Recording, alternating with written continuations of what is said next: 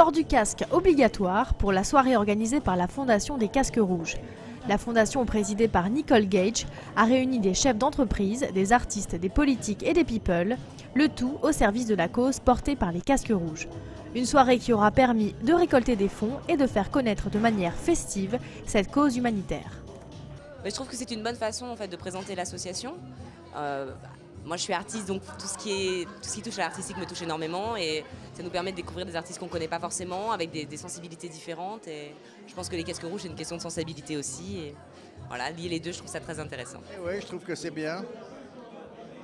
C'est le début, mais il y a de la place et le concept est intelligent.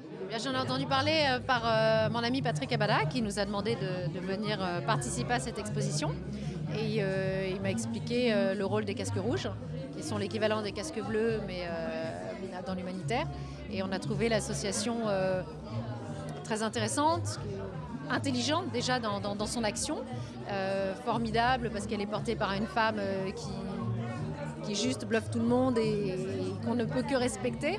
Donc moi je suis toujours assez sensible à toutes les causes humanitaires. Voilà. On a l'impression d'être à Hawaï, à Los Angeles, on voit des planches de surf, des vagues. Quand il fait froid à Paris, c'est génial là. Je suis très admiratif des méthodes, je suis très admiratif d'arriver à réunir autant de gens de tous les milieux différents, que ce soit le milieu des affaires, que ce soit le milieu des journalistes, que ce soit le milieu de la presse.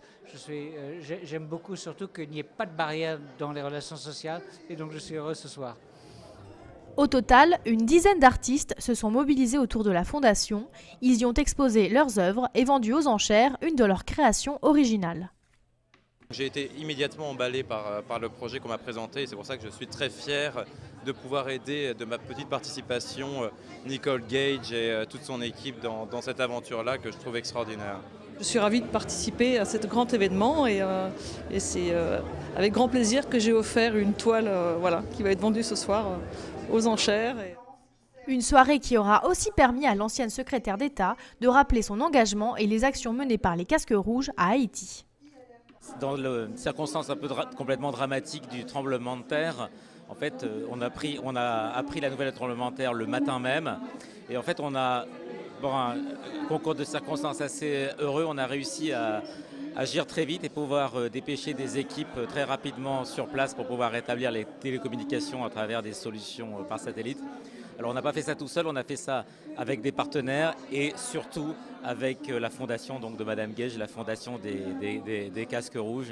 Madame Gage a été en Haïti et justement dans le désordre qu'il y avait pendant justement la distribution de l'aide, elle a émis justement l'idée que les Nations Unies créent une structure qui aurait pour mission d'assurer la coordination de l'aide internationale quand il y a ces genres de catastrophes humanitaires.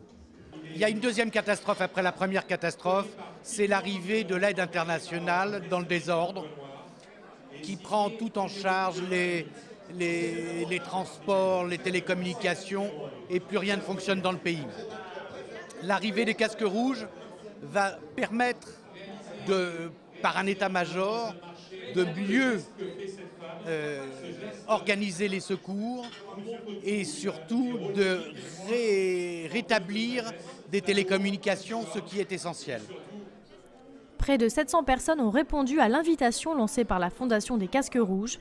L'ensemble des fonds récoltés permettra la réalisation de Missing, le premier moteur de recherche humanitaire mondial des disparus.